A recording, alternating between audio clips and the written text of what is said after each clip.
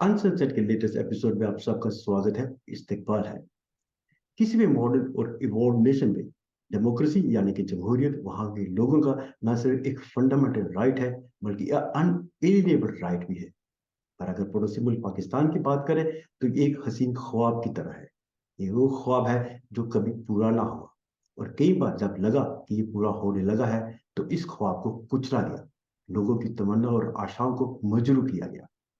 इस बार भी पाकिस्तान में 2024 में जो इंतखाबात हुए कौमी और सूबाई असेंबली को लेकर, वहां भी ये नज़ारा दोबारा देखने को मिला। आम पाकिस्तानी इस पूरे मंजर को किस तरह से देखता है? क्या उसमें गुस्सा है? किस तरह का गुस्सा है? और क्या ये डेमोक्रेसी के लिए कोई एक टर्निंग पॉइंट होगा? क्या डेमोक्रेसी की वहां पे कोई एक उम्मीद की किरण बाकी है, या कुछ और चीजें लेयर्स में है? इन सबको समझने के लिए पाकिस्तान की नोटेड जर्नलिस्ट और कॉलमिस्ट जो इस वक्त यूके बेस्ड है, गुल बुखारी साहिबा हमारे साथ लंदन से जुड़ चुकी है। गुल बुखारी साहिबा, बहुत बहुत स्वागत है और बहुत बहुत शुक्रिया अपना समय देने के लिए। शुक्रिया। तो गुल, पहला आपसे ये सवाल है, ये जो हाल ही में जो हुआ इंतखाबात को लेकर, क्या यही तवक्को थी आम लोगों को, या कुछ वो तब्दीली की आशा रखते थे? मेरा ख्याल है तवक्को ये नहीं थी। अम,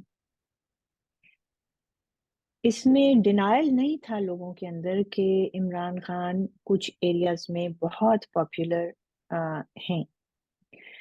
अम, लेकिन जो इमरान खान की पॉलिटिकल स्ट्रैटेजीज रही इन द पास्ट, वो बहुत स्टेट्स पर्सनली नहीं थी। उन्होंने बार बार कानून तोड़ा, चाहे वो अरेस्ट वारंट हो, चाहे वो कोई अम, अ, बुलावा हो किसी जज की तरफ से, चाहे वो वोट ऑफ नो कॉन्फिडेंस हो, कुछ भी हो, या एक्चुअल अरेस्ट हो, तो हर दफा एक वायलेंट किस्म का इलीगल रिएक्शन उनकी तरफ से आया, जिसकी वजह से then the state started to react against him. वो लाडले रहे चंद साल, तो उससे उनको ये फीलिंग हो गई कि मैं मेरे पास इम्प्यूनिटी शायद हमेशा हमेशा के लिए है, तो वो हर दफा एक स्टेप मजीद आगे जाते थे।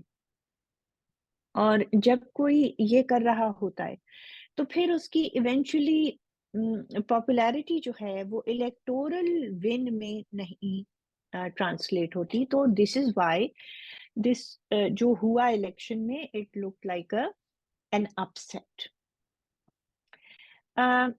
Part of the reason that this upset may have happened, a lot of people are thinking, is कि जो cases या convictions उनको हुई, बड़ी तेज रफ्तार convictions right before the election, they were seen as political engineering by his voters.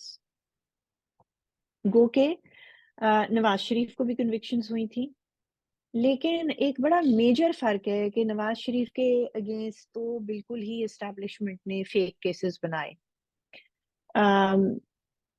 Panama से शुरू किया, इकामा पे खत्म किया, एवनफील्ड को लिया, जिन्होंने कन्विक्ट किया उन्होंने फिर एडमिट किया कोर्ट में कि we convicted him in assets beyond means case. They had neither assessed the assets, the value of the assets, nor assessed the value of the means. फर्क ये है कि यहाँ पे केसेस तो जेन्युइन थे, लेकिन उन केसेस को 8-8 साल से रोका हुआ था। For example the foreign funding case, मतलब इमरान खान नहीं जाते थे, कोई मजबूर नहीं कर सकता था, क्योंकि वो 1 पेज था ना एस्टैब्लिशमेंट के साथ। जब एस्टैब्लिशमेंट से लड़ाई हो गई और एस्टैब्लिशमेंट ने अपना दस्ते शफकत उठा लिया उनके सर से, तो फिर उनके सपोर्टर्स ने इसको विक्टिमाइजेशन के तौर पे देखा और एक गुस्से का ग्राउंड स्वेल हुआ। और उनके सपोर्टर्स को पाकिस्तान की 75 साल हिस्ट्री में पहली मर्तबा एस्टेब्लिशमेंट का हाथ नजर आना शुरू हुआ, जिसको वो डिनाई किया करते थे पिछले 75 साल।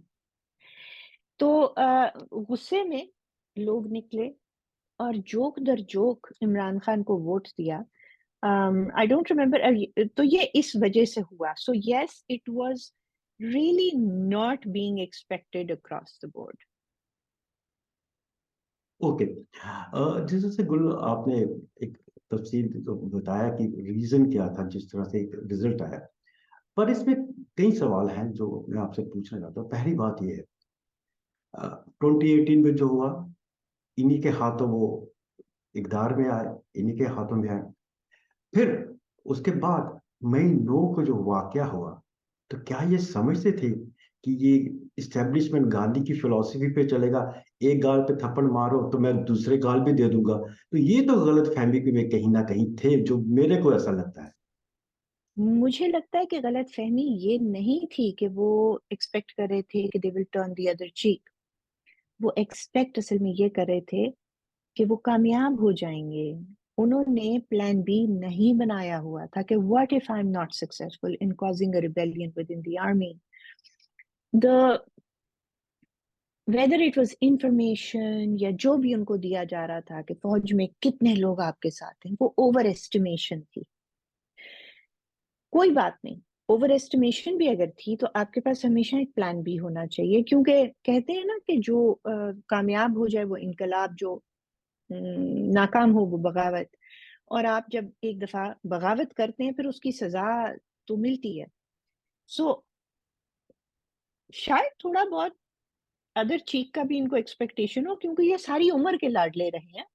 लेकिन मेरे ख्याल में the bigger factor was that he really did not expect that his gambit will not be successful. ये जब एफआईए के दफ्तर में भी थे तो इनको जो बाहर से फोन कॉल्स वो फैसिलिटेट करके दे रहे थे, बस खान साहब इनकलाब आ चुका है, आसिम मुनीर भाग गया है, वो कदर से नहीं। तो जो लोग भी इनको इनके वो चीजें बताते थे जो ये सुनना चाहते थे। So that is why he remained very defiant, and his defines is of a level that एक होती है डिफाइंस दैट आप अपने मौकफ पे खड़े होते हैं, दूसरी डिफाइंस होती है कि आप उसको मौकफ समझ रहे हैं लेकिन एक्चुअली आप कानून तोड़ रहे हैं। तो बारहा इन्होंने कवानीन तोड़ते तोड़ते ये इस वो एक आपको जोक सुनाती हूँ। ये कवानीन तोड़ते तोड़ते और उसके इवज गुड टू सी यू लेते लेते, उसके इवज प्यार लेते लेते ये यहाँ पहुंच गए 9 मई तक, कि फिर जहां से कोई छूट नहीं थी। वो कहते हैं कि एक शराबी अपनी शराब पी के बोतल जमीन पे फेंक दे, जो चूहा आता है उसमें मुंह मारता है और शराब पी जाता है। वो चूहा, इतनी सी शराब भी उसके लिए बहुत ज्यादा होती है, तो तो वो अपनी दुम पे खड़ा हो जाता है, कहता है वेयर इज द कैट। तो इन्होंने, इनके साथ हुआ, अब आगे से कैट आके खड़ी हो गई, ये हुआ इनके साथ। जी, वो आपने कहा इनके सामने बिल्ली आके खड़ी हो गई और ये अपने एक नशे में, डिलूजन में रहे।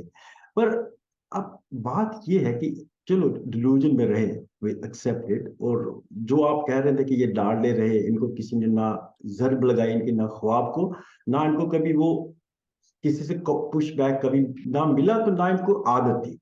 वो भी एक होती है इनका। वो 92 का जो वर्ल्ड कप जीता था, 90 का जीता था, तब भी इनको वन मैन अप शिप ही रही थी। इन्होंने बाकियों को इतना नहीं दिया था, इन्होंने जो क्रेडिट था, ये चाहते थे कि मेरे हाथ से ही वर्ल्ड कप जीता है। अगर आपको उनको जो बॉडी मैनरिज्म होगा तब भी आप ये क्रिटिसाइज जरूर रहे हैं आप, when he was a captain also. But एक बात तो ये है, Imran Khan is a one factor, but लोगों ने तो वोट दिया, दे दिया। रिपोज फेथ इन हिम, और यस। अक्सरियत में आए। इमरान खान के बदले में लेने में या इमरान खान को सेट करने में डेमोक्रेसी की तो जरूरत लग रही है। जी बिल्कुल लग रही है। अब इस पे मैं आपसे क्या कहूँ। मेरी 4-5 दिन पहले एक बहुत अच्छे करीबी दोस्त से गुफ्तगू हो रही थी और बहस हुई। मैंने कहा मैं अगर इमरान खान की सपोर्टर होती, मैं कभी ना निकलूं और कभी ना इसके कैंडिडेट्स को वोट्स दूं, क्योंकि मैं जानती हूं कि इसके जो कैंडिडेट्स हैं जो नजरियाती थे वो बहुत पुराने जा चुके। जो रीसेंट मेमोरी में पीटीआई के नोन फेसेस थे वो या जेल में हैं या ऑन द रन हैं, भागे हुए हैं, या डिस्क्वालिफाइड हैं। इस वक्त पैराशूटर्स उतरे हैं। और ज्यादातर वो अपॉर्चुनिस्ट्स हैं। तो मैं इमरान खान के नाम पे इन अपॉर्चुनिस्ट्स को नहीं दूंगी वोट, ठीक है, क्योंकि ये मेरा वोट जाके बेच देंगे। जो ये होते हैं ना फसली बटेरे जो हवा के साथ चलते हैं, वो आइडियलिस्टिक नहीं होते। तो जो जमहूरियत के, या जो कम से कम जमहूरियत तो चलें ठीक है ना, उसने भी ठेस खाया, लेकिन जो इनके सपोर्टर्स ठेस खाएंगे, अब ये हफ्ता पुरानी बात है, मेरे दोस्त ने मेरे से काफी बहस की कि तुम्हें पता नहीं है वो अगर लाखों वोटों से आएंगे तो वो वोटर्स को कैसे फेस करेंगे अगर वो छोड़ के चले गए। और आज की ये कॉन्वर्सेशन है जी, सिकंदर किरमानी बीबीसी के, वो लिख रहे हैं, I just met Wasim Kadir on Friday as he was celebrating his election victory. ये इमरान खान की पार्टी से इंडिपेंडेंट के तौर पे रन किए थे। He was very staunch in his support for Imran Khan and PTI 48 hours ago. उन्होंने जाके ज्वाइन कर लिया नून लीग, वो खबर जीत सुनी ली, मैंने अभी। जी जी जी जी। जीत ली। नीचे अब्बास नासिर आके कुछ कहते हैं, और उन्होंने, सिकंदर ने पूछा है कि ये कैरेट थी कि स्टिक थी, तो अब्बास ने कहा may be a sack of gold perhaps. नीचे अली नादिर लिखते हैं, it was Gul Bukhari's analysis that a lot of them will leave, IK has never rewarded loyalty, and these guys who know it is their vote, his vote bank, but it's not their vote bank but rather IK's, will cash in one way or the other on the votes। ये मैंने कहा था। तो जी, एक तो ये कि उनको हुकूमत नहीं बना सकते वो आईके की अपनी इंट्रांजिजेंस की वजह से, क्योंकि ये अगर इंट्रा पार्टी इलेक्शन करा लेते तो इनके पास सिंबल होता, एक यूनिफाइड पार्टी होती, उसमें डिसिप्लिन होता, and they would have been bound to follow that discipline. Now they're all independents, but I kind of feel bad for the PTI supporters। उन्होंने जोक दर जोक निकल के इन लोगों को जितवाया है, और आप देखिएगा कि ये किस तरह दूसरी तरफ जाएंगे और वहां बैठेंगे, क्योंकि ये लोग पावर के लिए आते हैं, ये आइडियलिज्म के लिए नहीं आते। जो खास तौर पे जो पीटीआई में भानुमति का कुंभा इकट्ठा किया था, कहीं की हम्म, ईंट कहीं का रोड़ा, हम्म, हम्म। तो डेमोक्रेसी के साथ तो जाहिर है हाथ हुआ है, और हाथ तो बड़ा पहले हो गया था जब इनको मुसल्लत किया गया था। 2018 की आप बात कर रही हैं? तब भी इसी। 13 की भी बात कर हाँ, रही हूँ, 13। 13 की भी कर रही हूँ, 18 की भी कर रही हूँ। जी जी, तब भी इसी तरह का हुआ था, पर तब ये मतलब किसी इनका पलड़ा किसी तरफ था, अब पलड़ा किसी तरफ है। बट मैं आपकी वही बात को एक दूसरी तरह से फ्रेज करता हूँ। बात तो आपने वही समझाई है, ठीक है।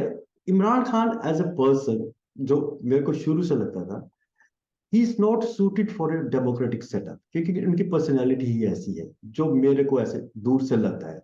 वो एक प्रेसिडेंशियल फॉर्म ऑफ गवर्नमेंट चला सकते हैं, ऑटोक्रेटिक फॉर्म ऑफ गवर्नमेंट चला सकते हैं, एक कंसेंसस और इंक्लूसिव जहाँ के सबको लेकर, वो उनके बस की बात नहीं है।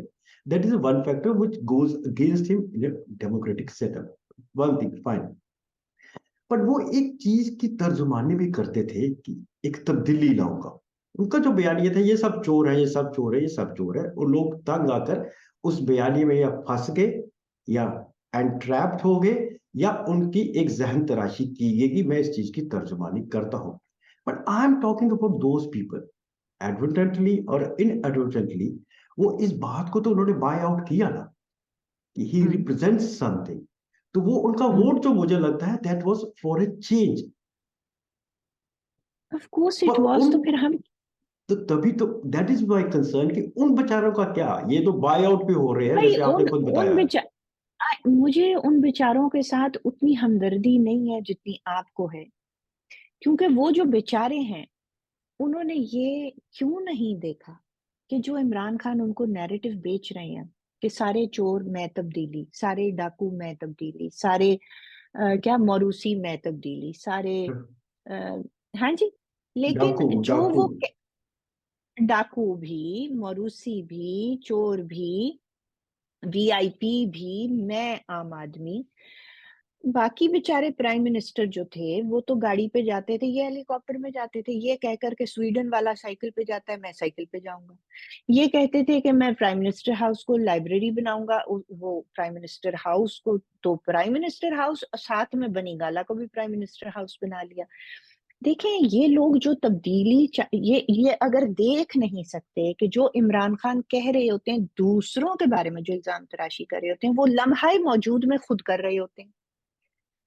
जो तोशाखाना इन्होंने किया, ये 200 बिलियन डॉलर इन्होंने बाहर से लाने थे, सिर्फ 190 मिलियन बर्तानिया ने इनको दे दिए, तो वो इन्होंने जाके वापस मलिक रियाज की जेब में डाल दिया। ये कौन सी, मुझे इन लोगों के साथ इसलिए हमदर्दी नहीं है कि भाई अकल तो इस्तेमाल करें।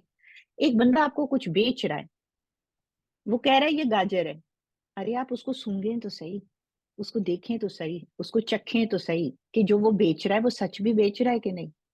हम्म। तो ऐसे ही हर बात पे बिलीव कर लेना, यू हैव टू चेक। एक बंदा कह रहा है मैं तुम्हें चांद खेलन को लाकर दूंगा, तो उससे एक दफा पूछो तो सही, भाई सीढ़ी पे जाओगे लेने? ये किस किस्म के वोटर हैं? मुझे इसलिए हमदर्दी नहीं हो रही, I am sorry.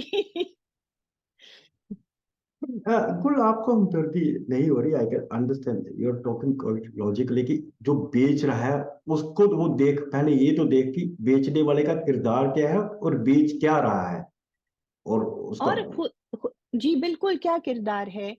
Shaukat Khanam के पैसे जमा करके पॉलिटिकल कैंपेन्स में लगाने, चैरिटी लेकर ये करना, कभी सट्टा करना, कभी स्टॉक मार्केट में लगा देने, अगलों को चोर डाकू, चोर डाकू, चोर डाकू। हम्म? तो I am sorry, they believed something and partially they are at fault. Of course you will blame the charlatan a lot more, जिसने बेवकूफ बनाया उस पे ज्यादा अफसोस है, लेकिन जो बेवकूफ बने हैं उनका क्या करिए। सब कुछ सामने था, तो कुछ छुपा नहीं था। आप जिस तरह से कह रही हैं कि जो मतलब वो एक या राख को भी सोना बना के बेच गया, जैसे आते हैं ना हिंदुस्तान और पाकिस्तान में, अब आपने उस सोने के कड़े में चमका के दे देता हूँ, तो वो सोने के कड़े गायब हो जाते हैं, वो नकली बेच दे जाता है। This is what has happened there. But मैं इसको आप इस नजर से देख रहा हूँ कि चलिए जो वो था किरदार था, पर जो ये लोग निकले जिन्होंने वोट किया, और अगर आप जो मतलब अक्सरियत में तो आ ही रहे हैं ना, बाकी वो कैंडिडेट बाद में कहाँ चले जाए, at least they represent a majority view. जो वोट दे जिन्होंने वोट दिया, do they represent that aspiration that people want a democratic setup in a true sense, maybe with some changes from the present status quo which is there। जो ये शरीफ और जरदारी की तब्दीली चाहते थे, तब ये लोग बाहर आए, जिन्होंने जो इमरान खान के ख्वाब को भी खरीद लिया जिन्होंने। Is it that so? I suppose so, I think you're 100% right. इनको जो दिमागों में डाला गया पिछले 20 साल जब से इमरान खान को खड़ा किया जा रहा था, देखिए इनको ब्रेन वॉशिंग हुई कि सियासत एक गाली है, सियासतदान एक गाली ही है। हम्म? और इमरान जो है वो असल में प्रॉपर सियासतदान नहीं है, वो एक फरिश्ता है, वो एक मसीहा है। तो यही बनाया। अब ये, जी, अच्छा, अब मसला ये है, अब ये लोग चेंज तो जाहिर है चाहते होंगे, और ये चेंज उस चीज से चाहते थे जो इनको बताई गई। देखिए, नॉर्मल लाइफ में छोटी चोरी डकैती, गलत सही मफादात सब चलता है ना पूरी दुनिया में। इनको कुछ बताया गया, एक हलवा प्लेट में खिलाया गया, वो खा गए, और इनको कहा कि इस सारे का हल एक मसीहा में है, और ये है वो मसीहा। Yes, they were wanting change, but from what? अच्छा भला एक मुल्क चल रहा है, डेमोक्रेटिकली चल रहा है, आपको नवाज जरदारी नहीं पसंद तो आप किसी तीसरी पार्टी को डाल दें, लेकिन ये जो मसीहा के पीछे चलना है, इनको एस्टेब्लिशमेंट ने उसके पीछे लगाया। It was a mirage, the mirage was always going to not be there. या So what you are saying is that it was a mirage. I agree to a larger extent with you on this account। वो मुझे शुरू से इनकी जो youth या जो concept था वो एक तरह से मिराज ही था। वो एक जहन तराशी कंस्ट्रक्ट किया जा रहा था, एक idea which didn't have a substantial base on the ground। वो लग रहा था एक ऑर्गेनिक ग्रोथ नहीं थी इनकी। बट अब ये जो रिजल्ट आया है, फिर जिस तरह से धांधली हुई है, आई मीन वीडियो तो सामने है ना, उसको तो कोई दे द फैक्ट्स, आप उसको डिनाई नहीं कर सकते। फॉर्म 45 कुछ कर रहा है, फॉर्म 47 कुछ कर रहा है। तो क्या इस पूरी जमहूरी जो सिस्टम था, इस्टेब्लिशमेंट ने इसको एक मेथोडिकल तरीके से जर्ब लगाई है? They didn't want the democracy to flourish. देखें, इसको थोड़ा पीछे जाती हूँ, videos are very much there, लेकिन फॉर्म बहुत से केसेस में हमने ये देखा है, मैं पीटीआई की बात नहीं कर रही, ये पहले से होता चला आ रहा है कि असल फॉर्म 45 कुछ है, कैंडिडेट धांधली क्लेम करने के लिए कॉपी बना के नंबर चेंज करके ले आता है मीडिया में, मीडिया उसको उसी तरह चला देता है। ये जो कुछ हुआ है, ये पीटीआई के साथ जरूर हुआ है, ये नेशनलिस्ट पार्टी के साथ हुआ है, ये वहां नॉर्थ वजीरिस्तान में हो रहा है, ये बलूचिस्तान में हो रहा है। लोगों के रिजल्ट्स चेंज किए जा रहे हैं। अम, देखें, जो सिक्योरिटी एस्टैब्लिशमेंट है उसके इस वक्त शायद सबसे बड़े स्टेक्स हैं और वो अपने स्टेक्स को प्रोटेक्ट कर रहे हैं। उनको डेमोक्रेसी से कोई लेना देना नहीं है। अगर डेमोक्रेसी ही की बात करनी है तो पावर जो है वो डिवॉल्व हो जाएगी, रियाया के पास चली जाएगी, अवाम के पास चली जाएगी। ये कौन चाहता है? सो आई एग्री विद यू। तो जिस तरह से आपने कहा कि डेमोक्रेसी का मतलब ये है कि पावर डिवॉल्व हो, आम लोगों तक पहुंच जाए, और जो एक सेटअप जो बना है उसमें तब्दील, एक फंडामेंटल चेंज है, पर वो इस्टेब्लिशमेंट होने नहीं देगी। जो एक एंट्रेंस सिस्टम, मतलब मैं इसमें आपकी गुल, मैं इसमें सिर्फ एक फौज या इस्टेब्लिशमेंट को नहीं ब्लेम करता, ये जो इलीट सिस्टम है मैं इसको ज्यादा ब्लेम करता हूँ। मतलब इन दोनों की कनाइवेंस से ही सारी बातें हो रही हैं। But I mean, we are living in the 21st century. The world is moving very fast. आपका पड़ोसी मुल्क हिंदुस्तान में, आप मोदी को अच्छा कहे बुरा कहे, that is up to you, but he is being elected democratically. कहीं हारता है, कहीं जीतता है। कांग्रेस ने भी 70 साल, 70 years रूल किया, but that was through a democratic setup. कहीं कोई डेमोक्रेसी की आपके हिसाब से वहां पे कोई उम्मीद है, कोई किरण है, या ऐसा ही हाइब्रिड सिस्टम चलता रहेगा? एक प्रेशर वॉल्व रखेंगे, कुकर की 2 सीटियां बजेगी, फिर बाद में दाल आहिस्ता आहिस्ता ठंडी हो जाएगी। Is it so? देखिए देखिए, मेरा ये ख्याल है कि अगर ट्रू डेमोक्रेसी की तरफ पाकिस्तान को जाना है तो पॉलिटिकल पार्टीज को बहुत बड़ी रिस्पॉन्सिबिलिटी है जो अपने कंधों पे उठाना होगी। ये जो यूथिया है, इसने क्यों बाय इन किया तीसरी कुवत में, जिसको लाया ही इसलिए गया था कि पॉलिटिकल जो मेन दो पॉलिटिकल पार्टीज थी वो मेच्योर हो गई थी, उन्होंने चार्टर ऑफ डेमोक्रेसी कर लिया था। लेकिन ये कंप्लेसेंट हो गए, इन्होंने मुल्क के यूथ को एंगेज नहीं किया। जो जियाउल हक स्कूल कॉलेजेस में बंद कर गया था स्टूडेंट यूनियंस, जहां से ऑर्गेनिकली पॉलिटिकल वर्कर जो आइडियोलॉजिकल होता है, जो जो समझता है पॉलिटिकल प्रोसेस को, पॉलिटिकल हिस्ट्री को, वो ऊपर नहीं आ सकता। अब इन पार्टियों ने लगातार हुकूमतें की, लेकिन ये छोटी सी चीज बहाल नहीं की। ये भी एक वीनल पॉलिटिक्स और मौरूसियत में लगे रहे और चमचों को इर्द गिर्द इकट्ठे करते रहे। तो जो यूथ है उसको किसी ने आके कैप्चर कर लिया। उसको किस चीज से कैप्चर? अब ये वो यूथ है जो सोशल मीडिया पे जो पढ़ता है, जो देखता है, उसी को सच मान लेता है। आपने अगर अपने स्ट्रक्चर्स नहीं बनाए to engage the youth, to teach them the history, the मतलब फेक न्यूज फलाना धमाका कि कब क्या हुआ, इनकी तो बेचारों की हिस्ट्री 2011 में शुरू होती है। ठीक है, तो ये जो रिस्पॉन्सिबिलिटी है ये पॉलिटिकल पार्टीज की है, और ये जब तक नहीं एंगेज करेंगे और नीचे से ऑर्गेनिकली ऊपर नहीं आने देंगे, तो इनके पास आइडियोलॉजिकल कार्डर्स नहीं होंगे, ना वो असेंबलीज में आएंगे। असेंबलीज में पिग्मीज बैठे हुए हैं, सेनेट में पिग्मीज बैठे हुए हैं। ये पॉलिटिकल पार्टीज की स्ट्रगल है, जो उनको करना है और जो वो नहीं कर रहे। तो यू आर राइट, इसमें अगर फर्ज कीजिए आप मेरे दुश्मन है, आपका तो काम है मेरे पे वार मारना ना, आपको क्या कसूर ठहराना। तो अगर एक मिलिट्री एस्टेब्लिशमेंट है, वो तो वार करेगी करेगी क्योंकि उसका इंटरेस्ट है। तो भाई आपने अपने आप को रेज करना है, अपनी गेम के लेवल को रेज करना है, ताकि आप उसका मुकाबला कर सकें। I think that is seriously lacking. So what you are suggesting, coming to fag and program, so what you are suggesting is establishment ने पहले जो पॉलिटिकल पार्टी जो ग्रो कर रही थी उनको कट टू द साइज किया, they wanted A Miraj to emerge, ताकि वो अगेन इनको कट टू साइज करे, और फिर मिराज को भी उन्होंने कट टू साइज कर लिया। So they have played their card in such a manner that democracy should not evolve in a true sense. इसका तो यही मतलब हुआ। वेल वेल, मिराज को कट करना was not part of the plan. Mister mirage backfired in their face really bad.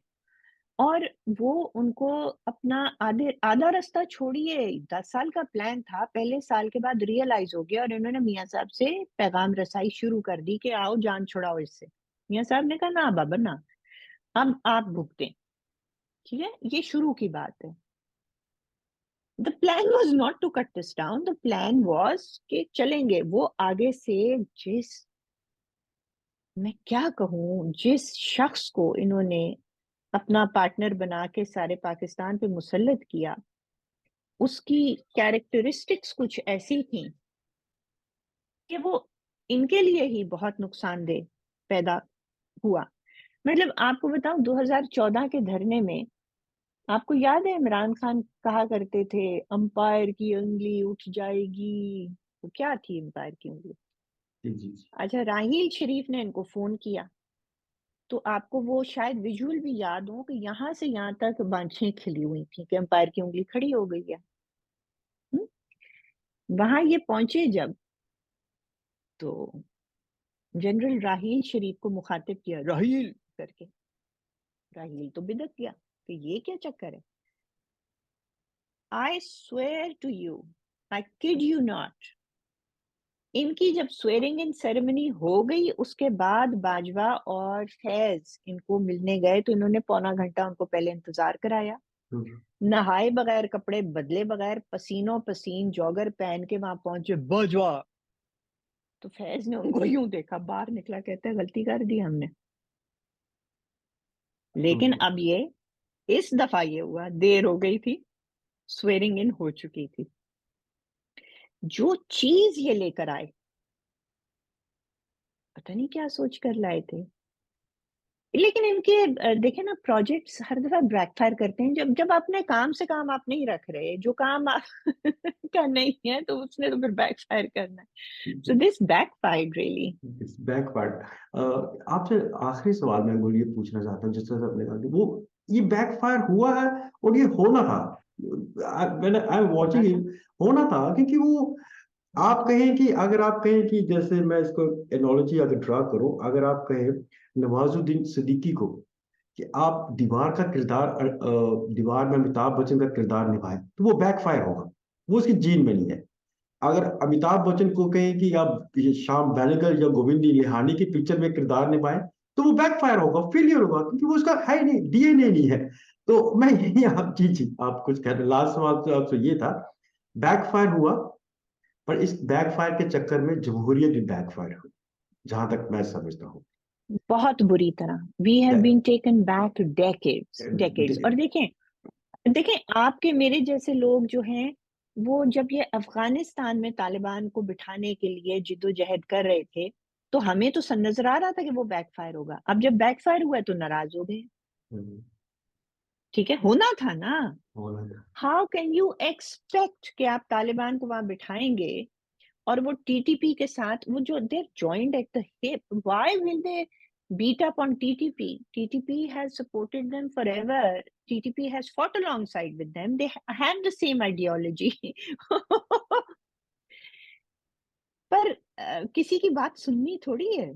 वही किसी की बात सुननी नहीं है। तो यही जहां से हमने प्रोग्राम की शुरुआत में जब हमने आपसे यही कहा था कि ये इंक्लूसिव और ऑर्गेनिक ग्रोथ में बिलीव नहीं करते। ये जैसे वो ग्राफ्टिंग करके और कोई कंस्ट्रक्ट आइडिया दिमाग में डाल दिया जाए तो ये उसी में ज्यादा बिलीव करते हैं। और इन्होंने ना सिर्फ इनका तो जो होना था, पर पाकिस्तान को ये काफी पीछे ले गए। व्हाट इज योर लास्ट बहुत जी, ऑर्गेनिक ग्रोथ ना होने देने पे ये आज अल्लाह करे कि पछता रहे हो, क्योंकि जब इनका प्रोजेक्ट बैकफायर हुआ तो ऑर्गेनिकली अगर कोई पॉलिटिकली ग्रोथ हो रही होती, हर चीज को यूं करके जकड़ा हुआ ना होता, तो वही नवाज शरीफ और वही जरदारी जिनको खत्म करने के लिए इन्होंने ये सारा कुछ किया, उनको वापस लाना पड़ा, because they did not allow oxygen in the country. तो गुल बुखारी साहिबा, जिस तरह से आपने डिटेल में बताया कि जो जमहूरियत को किस तरह से बैकफायर किया, ये प्रोजेक्ट इमरान ना सिर्फ अपने लिए एक डिस्ट्रक्टिव था, बल्कि प्रोजेक्ट इमरान पाकिस्तान की डेमोक्रेसी के लिए भी एक डिस्ट्रक्टिव आइडिया था। बट अब ये एंड में हम ये तवक्को करते हैं कि ये डिस्ट्रक्शन काफी हद तक हो गई है। अब जिसके रेमिनेंट्स जो बचे हैं, क्या वहां से डेमोक्रेसी बहाल होगी, नहीं होगी, हाइब्रिड सिस्टम चलेगा, कब तक चलेगा, ये आने वाला वक्त ही बताएगा। तो आपने अपना समय दिया, वक्त दिया, आपका बहुत बहुत शुक्रिया। जैसे आपका जैसे बहुत बहुत शुक्रिया। लेटेस्ट डेवलपमेंट्स होती रहेंगी, we will come back to you. Thanks a lot. Thank you so much, thank you for having me. Thank you.